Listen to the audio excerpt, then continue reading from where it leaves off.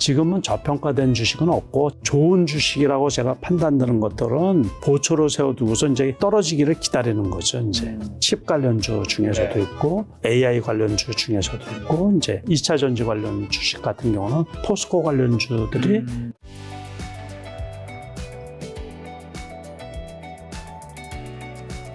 하나증권에서 추천한 종목 3종목이 있는데요.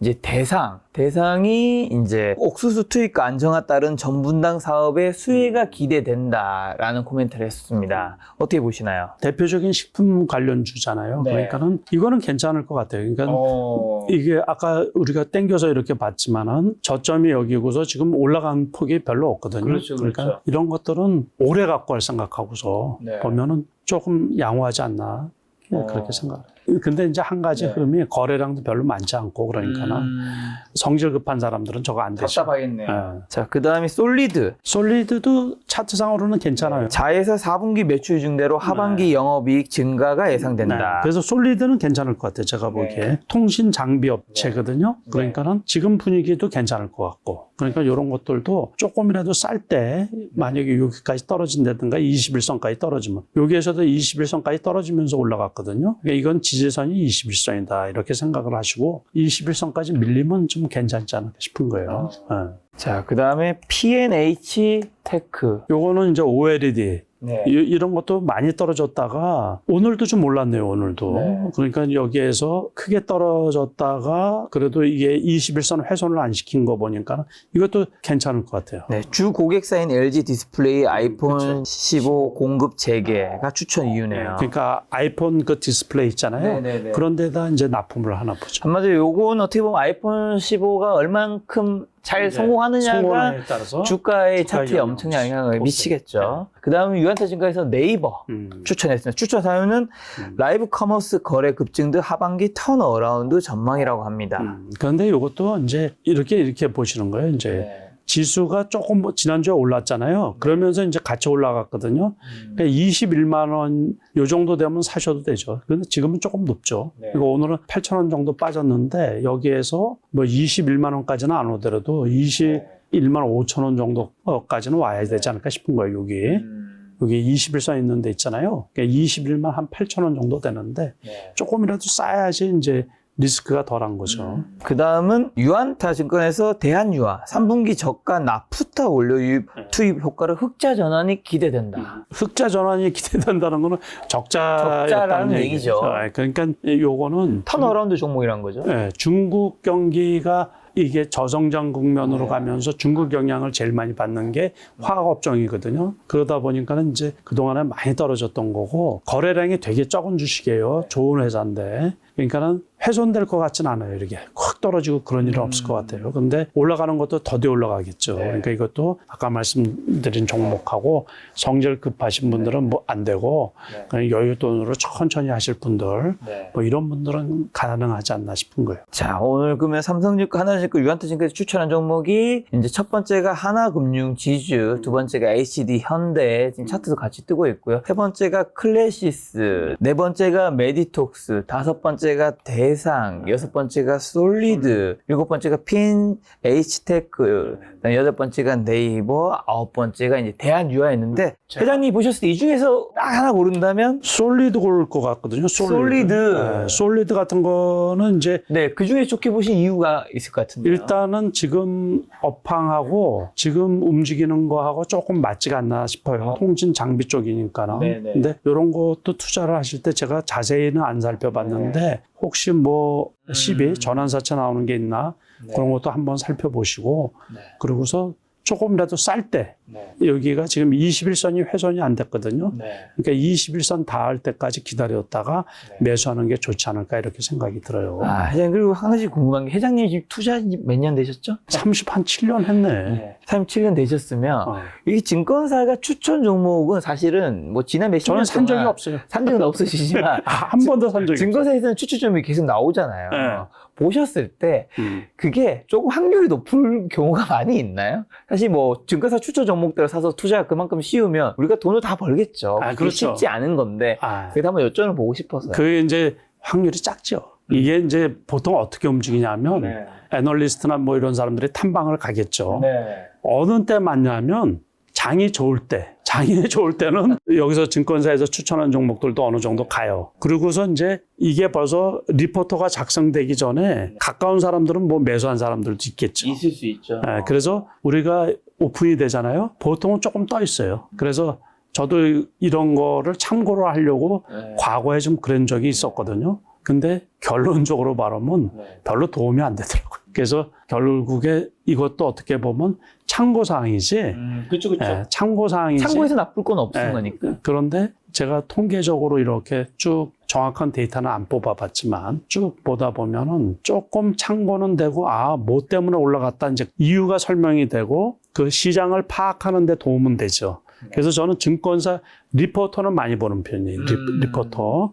그것도 리포터도 조금 수준이 딸리는 증권사도 있고 꽤 괜찮은 증권사도 있고 그러거든요. 좋은 건 얘기해도 되는 거니까 꽤 괜찮은 데는 어딘가요? 여기는 그래도 리포트 좀 볼 때 항상 좀 도움이 많이 됐던 것 같다. 삼성증권 같은 데는 조금 삼성증권. 괜찮죠. PPL 기다리겠습니다. 삼성증권은 그래도 많이 좋아졌어요. 많이. 네. 아. 저는 뭐 리포터 받아본 게 뭐 20년도 더 되고 그러니까는 대형 증권사들이 조금 좋아졌고 네. 뭐 여전히 좀 시원찮은 데들도 있고 그것도 결국에는 사람이 하는 거잖아요. 사람. 그렇죠. 그러니까는 얼마만큼 그 숙련되고 숙달된 사람들이 하느냐 그런 건데 이제 리포터를 작성하는 그 사람들의 주식 번호 안목도 되게 중요하거든요. 그런 거를 이제 대학 과정에서도 그 수업이 있는데 실질적으로는 이제 그 공부나 리포터 작성하는 그런 거를 입사해서 배우지 않나 이제 그런 생각이 들어요. 그러니까 리포터 작성도 좀 통찰력 있게 그런 거를 잘하는 대형사 증권들이 비교적 요즘에 괜찮아요. 제가 몇 군데들을 연말 되면 꼭 이제 내년 전망이나 이런 거를 여러 회사들 거를 거의 증권사거나 큰 자산운용사 있잖아요. 거의 대부분 제가 다 보거든요. 그런데 잘 쓰는 데들도 있어요. 간간히. 그러면 이제 사실 증권사에서도 뭐 삼성증권, 하나증권, 유한타증권 오늘 언급이 됐지만 다른 수많은 증권사도 그다음에 이제 이렇게 추천 종목이라는 걸 박으면서 추천 이유까지 하는 데는 이 사람들 입장에서 어쨌든 타당한 근거가 있으니까 이렇게 신문에까지 그런 뭔가 이렇게 기사가 게재될 수 있는 건데 아까 회장님 말씀하신 거는 근데 그게 안 맞을 때가 많다고 해주시는데 그 어쨌든 타당한 뭐 애널리스트가 리포트 쓰고 탐방도 해서 했는데도 딱 냈는데 안 맞는 이유는 뭐라 보세요? 시장을 그렇게 예측하기가 어렵다는 얘기예요. 그 사람들이 역량이 부족한 게 아니라 그렇죠. 시장의 변동성이 원체 심하다는 얘기예요. 그 미국 주식만 하도 있잖아요. 미국의 소위 말해서 아주 그 투자 전문가고 많이 알려져 있고 뭐 세계적인 그 투자회사 같은 데서 올해 S&P 500을 얼마까지 봤는지 아세요? 3,200포인트까지 봤어요. 이게 말도 안 되는 소리죠. 지금 4,500포인트가 되는데 그래서 그 사람들이 잘못했다는 게 아니고 시장 전망이 그만큼 어렵다는 거죠. 그래서 이제 그렇게 이해를 해야 되죠. 그렇죠. 그래서 사실 워렌 버핏도 시장을 예측하는데 이런 게 시간을 거죠. 최대한 거의 안 쓰시고. 전 세계적으로 아무리 뛰어난 투자자라고 하더라도 그렇게 정확하게 맞출 수가 없어요. 그 작년 주식 시장 되게 나빴을 때 있잖아요. 손정희 그 회장이 얘기한 얘기가 아주 재밌는 얘기가 있거든요. 뭐요? 세계적인 투자 회사잖아요. 본인 회사가 너덜너덜해졌다 그랬어요. 너덜너덜해졌다 그래가지고 제가 분기 영업 손실이 70조가 넘는 거를 제가 본 적이 있거든요. 분기. 그래서 회사가 너덜너덜해졌다 그랬어요. 본인 스스로가 그렇게 그 작년 같은 경우도 전 세계적으로 주가가 아주 급락을 했었잖아요. 미국에서 금리를 급격하게 인상을 하면서 그 워렌 버핏도 결과론적으로 돈을 되게 많이 벌었지만은 투자에서 손실 난 게 되게 많을 때가 되게 많거든요. 근데 그것보다 훨씬 더 뛰어나게 돈을 많이 벌어서 그런 거지. 그래서 지금 버크셔 해서웨이가 그렇게 유지되고 있지만은 투자라는 게 전부 다 예측을 하는 거 아니에요? 그러니까 잘못 예측을 했다는 얘기죠. 그렇죠. 투자에서 손실이 났다라는 거는 그리고 우리 과거에 이렇게 보면 뭐 증권회사가 망하고 부도난 회사가 얼마나 많은데요. 그러니까 제가 처음 했을 때 37년 전이라 그랬잖아요. 36년 전에 증권회사 중에서 지금 간판 제대로 걸고 있는 회사가 뭐 압도적으로 그 당시는 그 회사들도 다 예측을 못해서 그런 거죠. 네. 회사 관리를 잘 못하고 그래서 망한 것처럼 일반인 투자자들이 특히 예측을 제대로 하겠다라는 거는 저 역시 마찬가지예요. 저 역시 마찬가지로 계속 오류를 범하죠. 그러니까 그걸 수정해 가면서 수익을 내려고 애를 많이 쓰는 거죠. 그래서 그 이제 확률이라는 거를 이렇게 네. 생각을 할 때 맞출 수 있는 확률이 51%만 되면 돼요. 그게 누적되면은 돈이 많이 수익이 벌리는 커지죠. 거예요. 네, 수익이 커지는 거죠. 자, 회장님은 오늘 이제 전반적으로 얘기하실 때 비싸면 뭐 5배, 10배 오르면 네. 굳이 내가 거기서 뭐 먹을 게 뭐 있겠냐 먹겠지. 하면서 안 네. 들어가신다 하셨는데 그러면 지금 좀 싸 보이는 주식은 어떤 것들이 좀 있다고 보세요? 이게 참 안타까운 게 네. 싸 보이는 주식이 없어요. 주가라는 거는 네. 떨어질 때는 다 떨어질 이유가 있는 거거든요. 네. 그리고 올라간 다음에 노출이 되는 거예요. 그렇죠, 그렇죠. 그래서 노출된 그 올라간 것들이 조정을 받기까지 기다리는 거죠. 네. 그래서 이제 저도 지금 그런 상태인 거예요. 네, 그러니까는 저평가됐다라고 얘기하는 게 거의 없어요. 지금 시장에서 앞으로 시장도 마찬가지고 다 고평가되어 있고 그러는데 그래서 우리가 옛날에 말할 때는 뭐 PER, PBR 이런 걸 네. 따지잖아요. 이게 지금은 그게 무의미한 시대예요. 그러니까 너무 PER이 높고 PBR이 높으면 부담스러운 주식이고 단지 그게 이제 산술적으로 수치적으로 많이 낮다고 해서 좋은 주식은 절대 아니거든요. 그거는 다시 말해서 성장 가능성이 안 된다는 게 그렇게 받아들이면 네. 되겠죠. 그래서 지금은 저평가된 주식은 없고 제가 보기에는 지금 평가 기준으로 해서 다시 말해서 좋은 주식이라고 제가 판단되는 것들은 보초로 세워두고서 이제 떨어지기를 기다리는 거죠. 이제 그래서 적정한 가격에 떨어지면 이제 매수하려고. 네. 그래서 이제 그런 종목들은 조금 있죠. 그러니까는 그런 거는 아까 말씀드린 것처럼 칩 관련주 중에서도 네. 있고 AI 관련주 중에서도 있고 이제 그런 식으로 보고 있는 거고 말씀드린 대로 2차 전지 관련 주식 같은 경우는 포스코 관련주들이 좋게 보는데 이제 그것들은 지금 단기적으로는 올랐으니까는 올랐으니까. 다음에 조정을 받고 그러면 이제 네. 매수해도 되지 않을까 그렇게 생각을 하고 있는 거죠. 자, 벌써 이제 다음 주면 추석인데 네. 원래 제가 알고 있기로는 추석 전에 되면 그게 휴일이 많다 보니까 한국 증시가 그때는 약간의 이제 조정의 경다가 들었는데 특히 이번 추석이 길어요. 네. 목, 금, 토, 일, 월, 한 6일 정도 되거든요. 네. 이 추석 전후에 아마 좀 증시 조정이 저는 있을 수도 있을 것 같은데 아, 그렇죠. 어떻게 좀 보시는지. 그 아주 옳으신 말씀이에요. 네. 그러고서 보통은 그 긴 연휴 전에는 네. 현금을 보유하고 가는 게 좋죠. 그 네. 사이에 불확실성이 생길 수가 있으니까는 2008년도 리먼 사태 때 네. 네. 네. 저는 그 추석 이후에 좋을 줄 알고 풀매수를 했던 거예요. 네. 네. 그런데 우리가 추석 연휴 마지막 날에 리먼 사태가 터진 거예요. 아. 그래가지고 그래도 그 다음 날에 다 그때는 상한선이 15%였는데 네.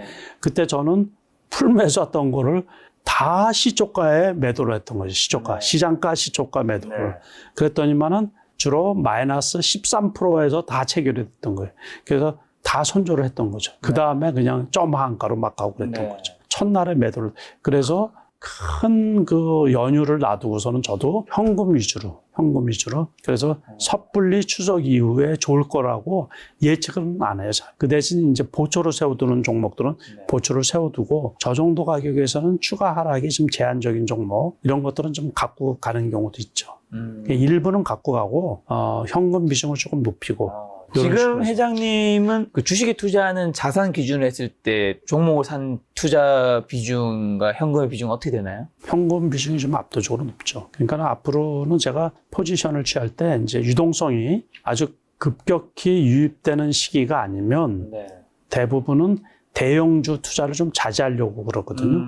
그러니까는 안전한 주식들이 있으면 네. 대형주 투자를 이제 이렇게 하는데 어쨌든 수익률 측면에서 보면은 스몰 캡이라고 할 수 있는 그 중형주급 있잖아요. 그런 데서 수익률이 많이 올라가거든요. 그러니까 내년에 그렇지만 이제 혹시 대형주 중에서도 또 올해처럼 그런 급등주가 나올 수가 있으니까 그럴 때는 이제 대형주 투자를 하죠.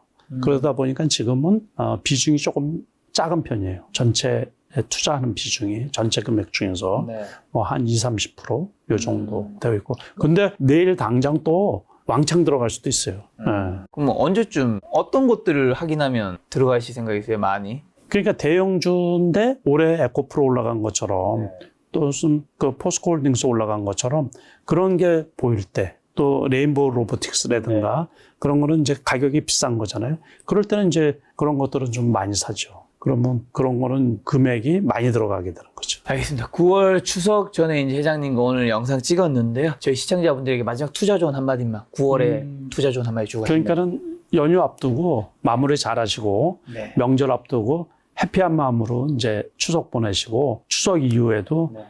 조심해서 고점 매수 금물이고 그래서 시장 상황 잘 보시고서 행복한 추석 보내시기를 바랍니다. 알겠습니다. 회장님과 또 추석 지나고 10월 가을에 아직은 오늘 또 날씨가 살짝 덥더라고요. 네, 낮에 더웠어요. 30도 정도. 그래서 선선한 가을 날씨 10월에 뵙도록 하겠습니다. 오늘 만날 손님은 남석환 회장님이었습니다. 지금까지 여러분 소중한 시간 함께 해주셔서 정말 감사합니다. 오늘도 김 작가였습니다. 고생 많으셨습니다. 예, 감사합니다.